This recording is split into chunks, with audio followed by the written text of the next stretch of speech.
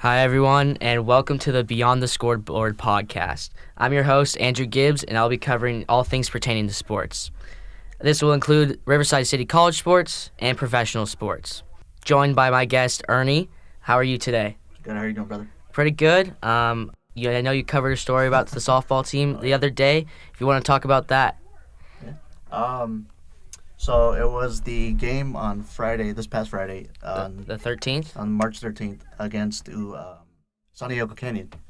And it was a good game for a little bit, and then unfortunately RCC lost 10-3. Yeah. But it was a good game. Player, top of the order, played well offensively.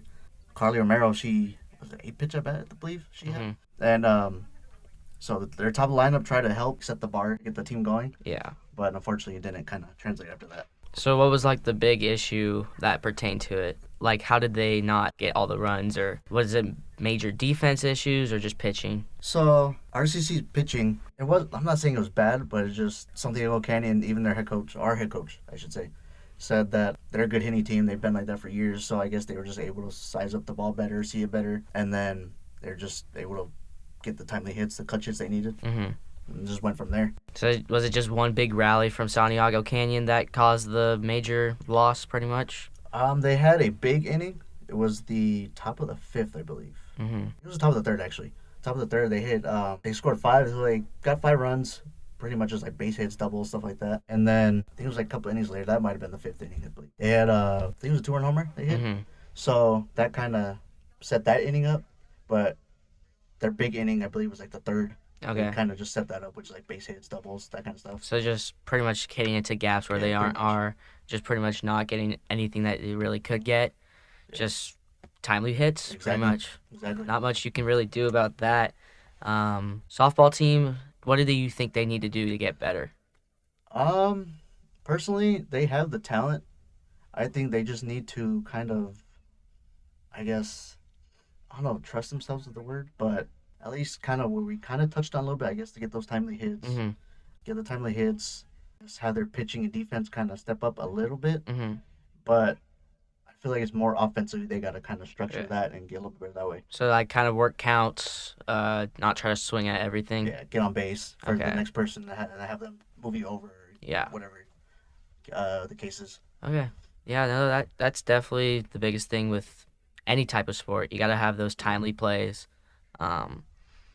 I think that's really a key thing for any type of baseball or softball. If you don't have those key walks or those key at-bats where you're seeing pitches, I don't think it's going to give you the best opportunity if you're just swinging right away. Yeah, exactly. Yeah. That's how it is. Yeah. Moving on to our baseball team, they're number 10 ranked in the state of California for community colleges, and they destroyed Irvine Valley College 22-3 on March 13th. An absolute masterclass from the RCC baseball team. Bubba Heidler, former Paloma Valley shortstop. If you watch any of those TikToks from Aaron Kendall Jr. from the 2024-2025 season or 2023-2024 season, you will see how great of a player he really was at Paloma Valley. And he led the Tigers in the offensive route. They had 24 hits in the game. He had 3 of them, went 3 for 7. Grant Gray also had 3 hits, went 3 for 6. And Josh Chires went 3 for 5. Just a great game from RCC. When you score 22 runs in a contest against Irvine Valley College or any team in general, I think that's just very impressive. 22 runs is actually insane. Yeah, I mean, the most amount of runs I've ever seen in any baseball game has to be the Rangers and Orioles game from 20 years ago, something like that, where it was 30-3. That's got to be insane. 22-3. The Tigers moved to 19-5 overall in the year and 6-0 in the Orange Empire Conference. Very great performance by Riverside City College. Now when we move on to the track team, we had some great performances at the Fullerton Ben Brown Invitational. Orlando Collins of the men's side had the highest individual finish for RCC. He took 4th overall in the 400-meter dash and with a time of 47.75. Personally, I ran track and field in high school. I was never close to even getting into the low 50s, so that's very impressive.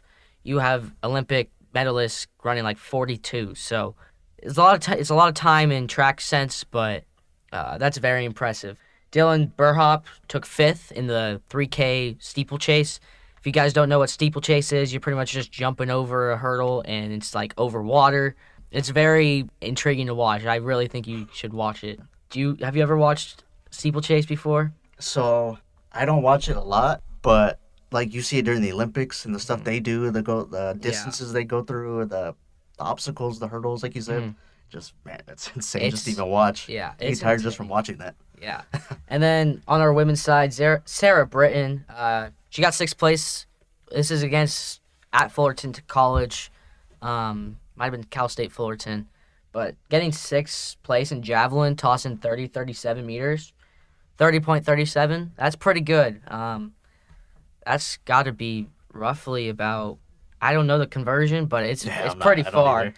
And then Madison Esquieta, she got top 10 with a mark of 28.30 meters. And that's our containment of Riverside College sports. Now we're going to move on to the professional sports, starting with the WBC. And on Sunday, March 15th, what an impressive game.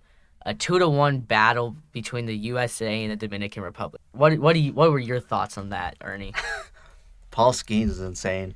Just watching this man pitch or not every day, but every time he goes out there, it's actually pretty insane. Just see the speeds he can hit, the way he, the movement on like his sliders and that type of stuff. Just, man, he's actually insane to watch. Yeah, that was insane. Like you hear about all the hype of Dominican Republic, and Skeens just shut them down. They only got what? They got 1 run, hits, 6 hits, I think, off him. I think they got 8 hits total, but like only 6 off him, I think. They got a decent amount off him. They got off of him, but it's like it's Paul Skeens in that defense. He shut them down. He shut them down. They had no chance after that. Yeah. The Pool B with Italy and USA and Mexico, that was something. Italy looks very good, which is you never would have expected after last WBC where they kind of stunk it up, but they have different players now, though. Yeah, they got some more USA born, but their parents were Italian. Yeah. They look to face Venezuela tonight, Monday, March 16th. That's going to be a good game. You have Ronald Acuna Jr. headlining it and Vinny Pasquantino as the 2 captains of those teams. Mexico, in that Pool B, they were battling just to see who could get for that 2nd spot. They almost had it, too. They almost had it, but that Italy team is very good. I'm very impressed to see them do that. Aaron Nola, man. I'm an A's fan, but I go for the Phillies if the A's don't make it, that kind of stuff. And I see Aaron Nola pitch so much because obviously I don't pay attention to them, like I said, but I see them a lot. And he's a lot better than he gets credit for. He's actually a really good pitcher. Yeah. It's something with Italy this. Yeah. I mean, beating Japan on the 14th. They have a really good squad over there. Yeah. I will say before we switch or jump to something else. Yeah. I do think the pitching clock is actually a good thing. I do too. I think it helped the game a lot. I like the pitch clock. It's gonna be weird with the ABS. What do you think about that? I think it's needed because we see so many games that kind of was it last night? Yeah, the Mason Miller. Yeah, that was. I mean, Mason Miller's great, but that was a bad call by the umpire. Yeah, I can see that, but then I feel like that's gonna only make not only the game better, but the umpires better. Kinda? That, and I feel like they're gonna be held accountable to a point. But I just think it's gonna be good for the game because bad calls that would normally change the outcome of the game won't as much now with that involved. Yeah. So. I think it's a great point. Baseball, it's needed that change, and I think it's growing to the point where I'd rather watch a full baseball game over like a quarter of basketball, just because you have so many commercials. It's just like it gets boring. I definitely see that. Yeah, but baseball, I love it. We got opening day coming up in about 2 weeks on the 27th. Yankees Giants opening day. But let's talk about CBU. You know somebody on the women's team, so I know a couple people. You go ahead and talk about the experience you know about. So, the big star, my favorite player, CeCe Legaspi. She comes off the bench more than anything, but her and her I guess her and her squad, just tearing it up, man. Yeah. Dominating. They won the WAC obviously, so now they're the 16th seed against UCLA this Saturday night. Yeah. Unfortunately, I don't know if they have a chance against UCLA. I got faith. I mean, it's a 1 versus 16 plus UCLA is the best team in the country. That's gonna be it's gonna be rough, from a standpoint of that. Yeah. But that men's team, that championship game, came down to the wire, bro. That one shot by what was his name? I don't remember his name at the moment. I don't know, but that was a crazy shot for that 3, 63-61. Oh, Dom Daniels. My Yeah, boy Dom Daniels. Dom Daniels, 63-61. The other team's coming down the court. And they get a great lob to one of their players, and he just misses the dunk. I'm surprised they even went for that. I'm surprised, but I mean, it was wide open. He just missed. I thought they would have took like a layup or something. I didn't think they were gonna take a lob. Actual lob like that to try to dunk it. Yeah, I mean, it's something. CBU looks to face Kansas. I think it's in San Diego. Next week, I believe. Because I think I think it starts Saturday. Is it? Because I know they alternate with the men and women. Because it starts Thursday for the first couple games. Well, actually, tomorrow, Tuesday, March 17th is the play-in games. But Thursday's the games when they actually start. I think CBU plays on... I didn't check the time. I didn't check the time either. They face... I think it is Kansas, though. They do face Kansas on Friday, March 20th at 6:45 p.m. It'll be on CBS. Kansas with Darren Peterson. They look to face CBU. With Dom Daniels Jr. Dom Daniels Jr. leading the team. Yeah. But the biggest story, I think, has to be Miami, Ohio. 31-0 regular season, and they barely get into this tournament. I understand. They didn't play the competition, but it's difficult. You're in the MAC. The MAC obviously is not these top conferences, but you can't leave out a team that gets 31-1. And they were the last team in, and I think that's terrible. What do you think? I think you kind of said it a little bit, but it's a lot different when you're playing teams who... Like UMass. Like the SEC. Yeah. They have, 10 teams in, I think, in the men's? Yeah. They were trying to push Auburn in, too. Yeah, see, they have Oklahoma, Bama.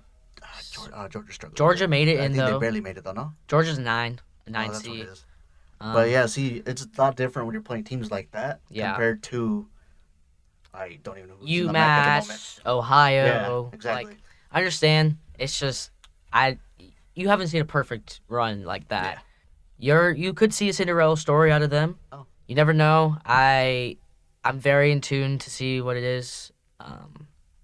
It's gonna be weird because March Madness. Oh yeah, it's already here. You never know what's gonna happen.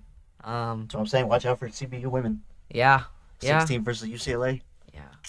But that's all we got on this podcast. Unless you have anything, Ernie.